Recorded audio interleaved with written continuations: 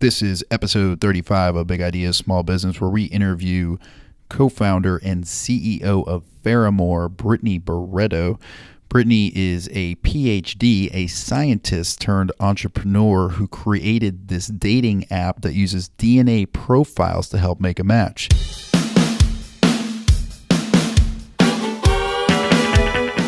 Live from Houston, Texas, this is Big Ideas Small Business with your host, Laura Camrath and Brian Gendron.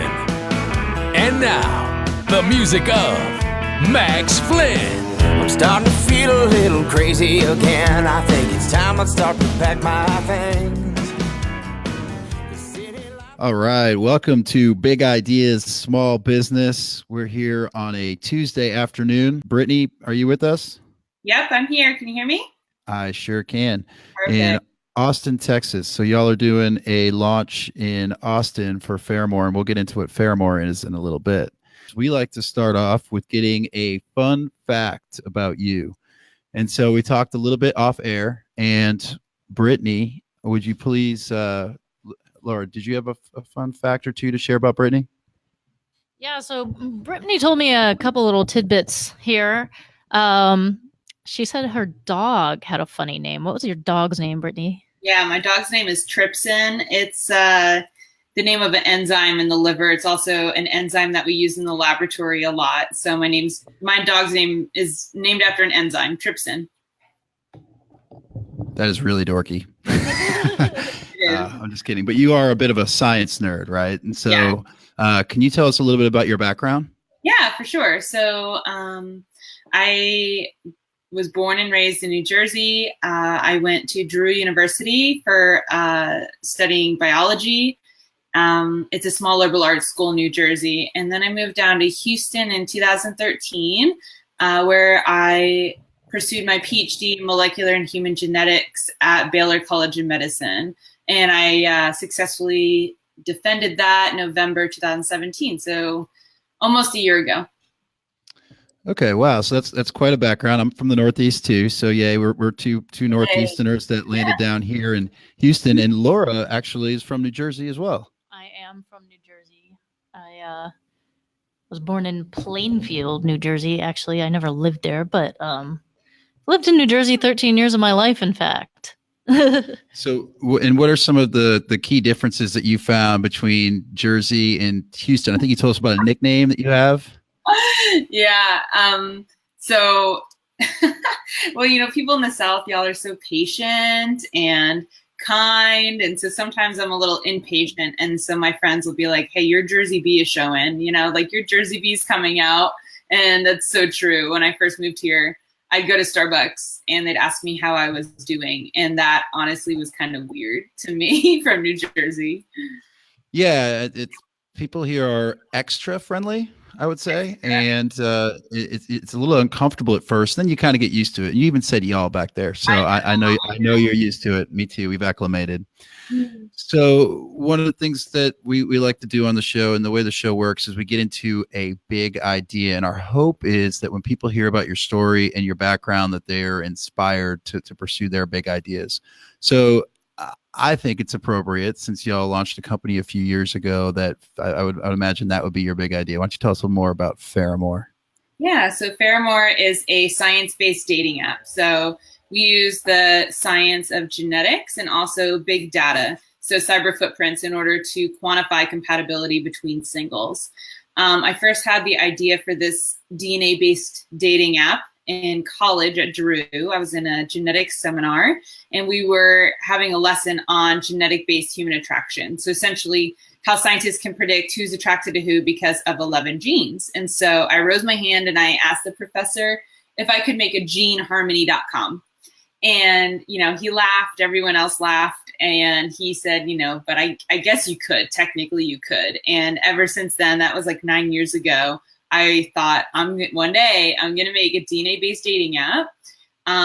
Fast forward, was finishing my PhD in genetics here in Houston, and wanted to do something bigger than just be a scientist in a laboratory. And so I pitched my idea at an accelerator program in the medical center in Texas, in Houston, at the Texas Medical Center, and was accepted. And then that was like the start of Pheramor. And that was December 2016. So December 2016. You know what's interesting is that's roughly the time when both Laura and I started our companies. Mid 2016. So how's it been going? It's been ups and downs and all around. Yeah. I was still finishing my PhD the whole first year of our company. So I was a PhD student and, entrepreneur, founder. So that was rough. But I feel like when you're passionate about a company, you can do the unbelievable, you can do the unthinkable. So I was able to continue my PhD, finish it, and also found the company at the same time.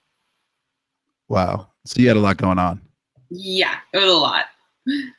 So I love the response, ups and downs and all arounds. I couldn't agree more. Do you have anything that you've learned just in the short amount of time you've been doing this that you'd like to share with the audience? Oh my gosh. Yeah. I guess the biggest thing for me is finding this balance between confidence and humility. So knowing that you're an expert in something and standing strong in that and not letting anyone question you about it, or if they do question you, letting them know that you know what you know. And at the same time, being very quick to pause a conversation and say, hey, I don't know who Mr. EBITDA is. Who is that? And then being like, oh my God, okay. Well, just being really quick to say like, yeah, I'm an expert in this field and I don't know much about this, but I'm pretty smart. Please help me out, figure that out. So finding that balance of confidence and humility, it's a dance, and I don't do it perfectly every day, but I think that's one of the biggest lessons I've learned in being an entrepreneur. Yeah. Could you tell us a little about building your team? Yeah. So I found my co-founder in that accelerator program. I actually had formed Pheramor a few weeks before the accelerator program, and I was trying to make my own website. And here's that like confidence, humility thing. I'm a really great genetic engineer. I can't make a website. I got WordPress and I was trying to like make pages and it was going nowhere fast. So I knew immediately I needed a techie person, someone who knew, could build a website real easily. And I also needed someone who could work with big data and write algorithms. And so Dr. Ben Huang is my co-founder, and he's a data specialist. He has a PhD from Rice in data analytics. So very quickly, building my team was all about finding where my weakness was and then filling it, right? So I had people approach me that wanted to be a part of Pheramor, and they were like, yeah, I'm a geneticist too. And I was like, well, we don't really need two geneticists, right? Like what I need is a marketing person, because that's not me. And what I need is a data person. And, slowly but surely just figuring out where the weaknesses were. And then, I'm continuing to build our team. So I actually just hired a full-time community manager.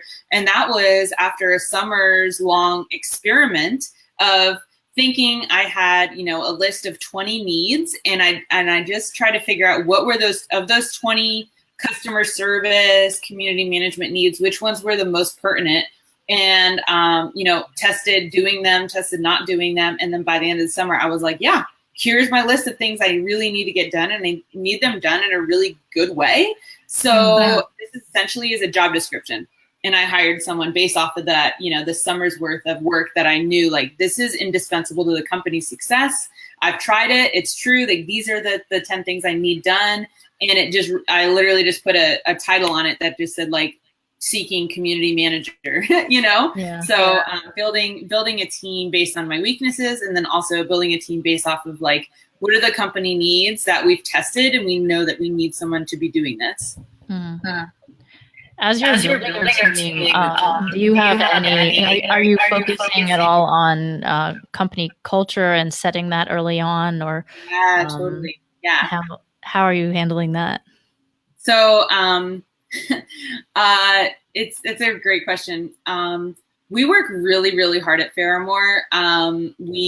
eat lunch at our desks. We, are on Slack at 1 a.m. We work really, really hard. And what I like to do is balance that with fun. And so part of our company culture, this may sound shocking, but it's Snapchat. So we have a Snapchat channel, and we essentially like put filters on each other's faces and zoom in on each other's faces like all day long, send it to each other. And that just like inner office humor provides that like ease and comfort of like, hey, we're all in this together. We're a community, like we're all building something for the same reason and the same purpose, and we have a passion. And so things like Snapchat have really permitted us to not take ourselves too seriously. So there's like Snapchat, or I'm a really, really big believer in yoga and meditation in terms of keeping yourself focused and also keeping your thoughts outside of the box, right? Like having you expand past like whatever code you're working on. And so every month we do some kind of like yoga, or we even did a tasting meditation class where a woman came in and she like gave us chocolate, and we were supposed to meditate on the taste of the chocolate. And people may wonder like, what does that have to do with building your dating app? That sounds like a waste of time. But in my point of view, like those kind of experiences really help you to think beyond what is, just what the competitors are doing, and let's replicate it. Instead, like let's build our own features that are totally unique and no one's ever seen it before. And I think the way you can think about and build things that no one's ever done before is by doing things that are outside the box, like having a chocolate tasting meditation class. So yeah, and that's really interesting. They do kind of correlate playfulness with creativity and innovation. So keeping that playful environment is I think probably pretty suitable for a startup company. Yeah. Some of my like best ideas came from a hike. I was on a hike, and it was like, oh my gosh, I can't wait till I'm back in service because I know I have an answer to this thing that we've been thinking about. So I think getting out of the office is really important. Yeah, there's no question. You mentioned a hike, getting to be out in nature, getting some additional oxygen, and while hiking is a real powerful thing. Yeah. As far as coming up with new ideas, and so you mentioned earlier, you talked about competition. There's obviously a lot of dating apps in the world. Who do you have what you view as direct competition with y'all, the way you're doing it? So, there's a lot of dating apps out there, right? But there's none that are using genetics. And so we're pretty on our own when it comes to that. But one thing that's pretty cool about dating apps, you don't have to cannibalize the market when you're a dating app. So the average dating app user is on 3 dating apps at any given time. And so what we need to do is just provide an additional option to singles using dating apps. And so once we can get on their phones and then they see how much more efficient their dating life is by using our product over something else like that swiping, like Bumble or Tinder, they may be more encouraged to open our app more often than the other ones. But so we do have a lot of competitors, but at the same time, not genetic based, and usually people are using multiple. There's no Verizon contract, on dating apps. People are on multiple at the same time. Good. So you seem to have a pretty good handle on your competitive landscape. What's the go-to-market strategy? I think right now you're in Austin, Texas, right? So you can talk about how you're expanding and growing and how you plan to go beyond these markets. Yeah. So what we did at first was we built an MVP and we launched it in Houston on March 1st of this year, so 2018. And the reason we kept it to Houston was because it was kind of like a petri dish pilot experiment.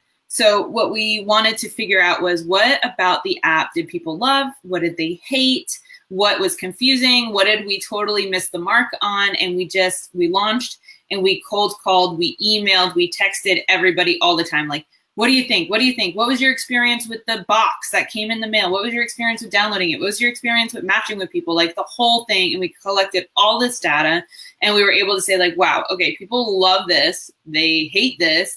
We love this part. They just don't understand what we're talking about. We need to fix that messaging. And we just totally took all that data, rearranged it. And we built what we're calling the MGP, which is the minimal good product. And so we just launched that last weekend. And so people can download Pheramor nationwide now. So we've opened up the geo filter so anyone in the nation can download it. And we are spending more marketing dollars here in Austin, and we are actually on the ground here. That's why thank you so much for letting me tune in remotely. We're on the ground here in Austin doing a street team, guerrilla marketing, handing out swag and t-shirts and getting people to download it. We're doing events every night. And so it's just in order to get some more brand equity here in an additional city.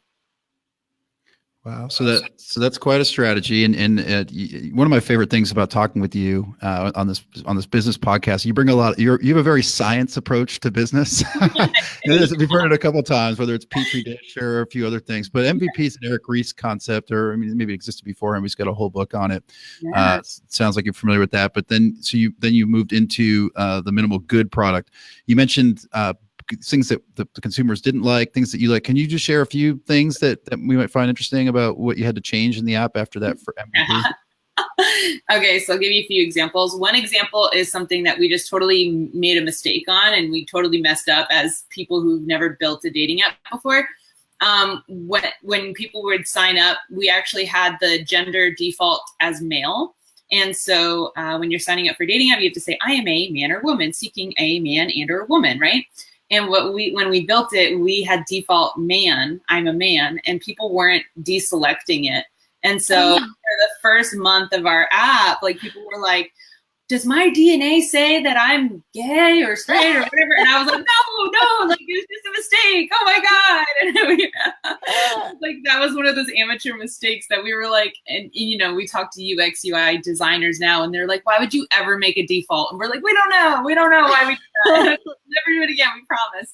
So that's like an example of how we just missed the mark. We messed up, never thought about it. And it made a huge problem that we had to fix immediately. And then another data point is people, when we said, you know, what is your favorite thing about Pheramor? They said, it's the compatibility score. That's the only reason I use your app. I want to know what my compatibility score is. So we said, give the people what they want, give them more. And so now, not only do you have a compatibility score, but if you click on it, when you match with someone, you actually get a full-blown match report. So it breaks down all the genes and shows you how compatible you are in each gene that we're looking at. We also break down your social alignment score. So based on 6 different categories of interest, ranging from like hobbies, food, drinks, or whatever, where do you line up and what do you not have in common? And so people are really excited about that.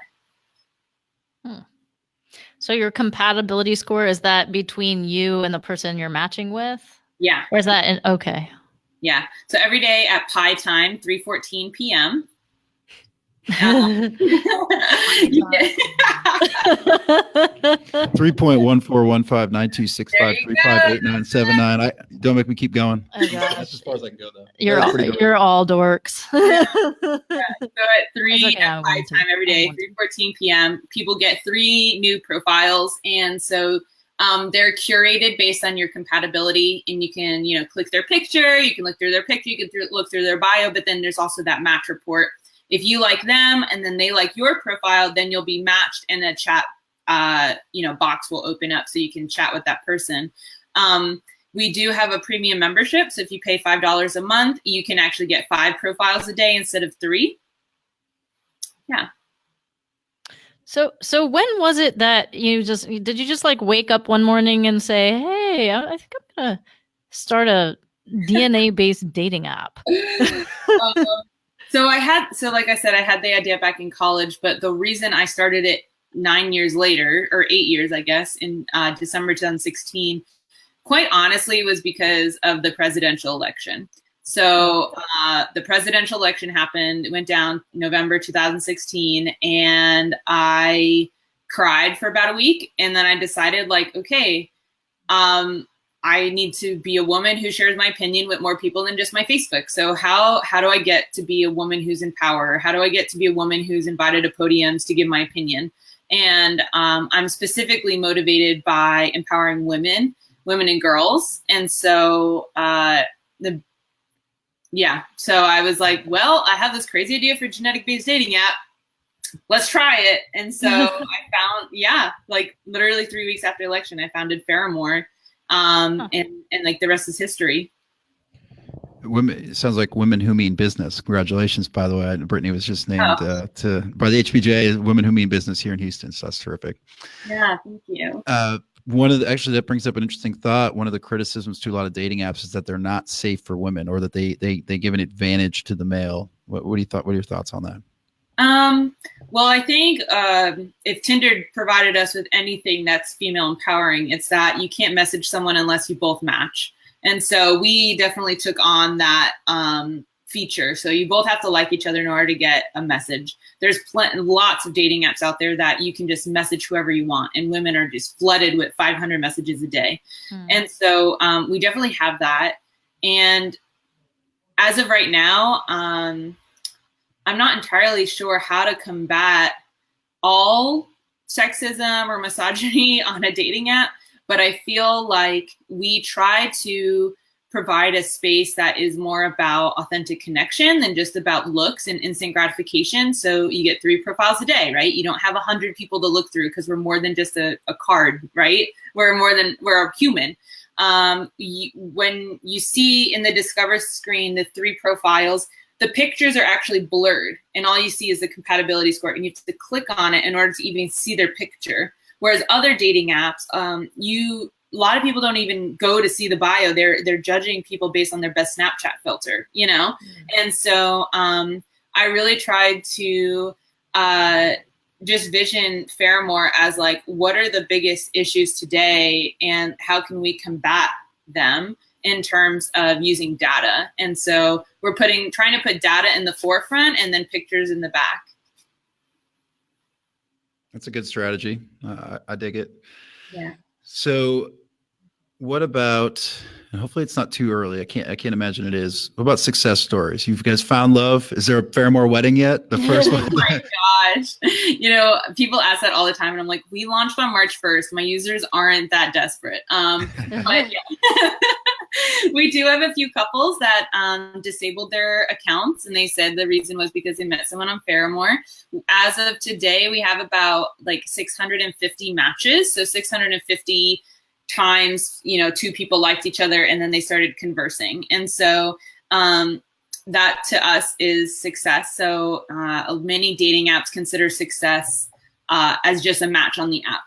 The rest of it is fate and people having some game. And so we can't, we can only help people so far, but we do have things like dating coaches on the app where we actually can help you rewrite your bio and take better pictures. So we really are trying very hard to increase the success rate of our users, because that's the goal. Our goal is not to just have every single person in the world on our app. Our goal is to have, typically our customers are young working professionals who are seeking efficiency in dating. They're data-driven decision makers. They're usually highly educated. They usually have really good jobs, and they don't have time to go on all these bad first dates. And they're like, please use data to help me know who I'm going to have physical chemistry with based on pheromones and who I'm going to be socially aligned with based on our values and interests. So I don't have to waste my time on all these coffee dates with people I'm not compatible with whatsoever, because that's what Tinder and Bumble and I hate to be calling them out like that. They definitely serve a purpose, the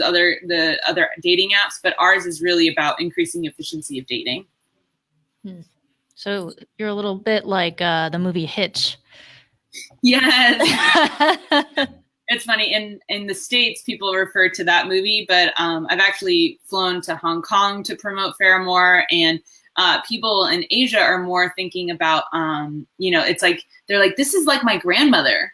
This is like my grandmother is selecting someone for me. Like, she knows me better than I do, and she's picking someone for me. And I'm like, well, yeah, kind of. That is kind of what we're doing. Well, this is all pretty terrific, Brittany, and we're real supporters of what you're doing here and creating jobs in the city of Houston and beyond. So this is terrific, really is, and we're glad when somebody can take their passion for science and turn it into something meaningful. So, quick 2 things we like to talk about as entrepreneurs. The first is thought leadership. Generally, that's books, but it can be movies or anything that you've used for fuel along the way to help you get here. Yeah, the last 2 books that I've read that were just so influential to me were Power Up, How Women Can Win in the New Economy. It's written by a woman named Magdalena. So Magdalena is actually one of the co-founders of Salesforce. And so she's an immigrant from Turkey. And this book, it was just published maybe last year. It's called Power Up. And it was such a good book on being a really amazing, successful, powerful woman. And like, how do you go about doing that gracefully? You know, how do you balance like being seen as, you know, a monster of a woman because you're just so like demanding and in charge and powerful, but at the same time, like being powerful and in charge, and like, how do you balance that? And I mean, she even talked about like what to wear to work, which those are questions I have. And a lot of these business books that I'm reading are written by men and they don't have a chapter on that, you know? Mm-hmm. And so, I really appreciated that one. So it's by Magdalena, Power Up. And then the other book I just recently read that I really loved was called Disrupt You, by Jay, I wrote his last name down, Samit, Disrupt You. And it's all about changing the way that you think in order to figure out what the next big technology is going to be. Or like if you have, my favorite part of his book was he said, one of the most successful people in the world was the person who made covers for computers when they needed to still have like a plastic cover put over them. And he goes, that person didn't invent the computer, right? But they saw the computer being invented and sold and was like, I think that thing needs a cover. And he made a cover for it and like made a huge success for himself. So he's just talks about like, even if you're not going to build the next like iPhone or whatever, just look at what's current and say like, what can be added to this that would just really make it the next thing. And so Disrupt You, that was another really good book. So Brittany, aside from your app, aside from Pheramor, do you have any technology applications, softwares that you use regularly in your business that you would recommend? Yeah. Y'all prepped me for this question, and I was thinking like, oh, I can't say Pheramor. Okay. One of the apps that I actually use a lot is called WAG, and it's so that my dogs can get walked. And like, honest to God, that app has permitted me to be a founder who works outrageous hours and still be a dog mom and feel like an okay dog mom. Because WAG not only is like providing employment and extra cash in someone's pocket, because I actually helped, like my budget was helped by dog sitting during my PhD. And so like, I see this as like just a cyclical thing, like, cool, like I have a salary now, like I can now hand it forward to whatever grad students walking dogs to make extra money. Moreover, my dogs are happier. And so, it's actually a really, really basic app. Like if you ever downloaded WAG and use it, it's really, really basic, but you can actually track when your dogs are on the walk and when they go to the bathroom.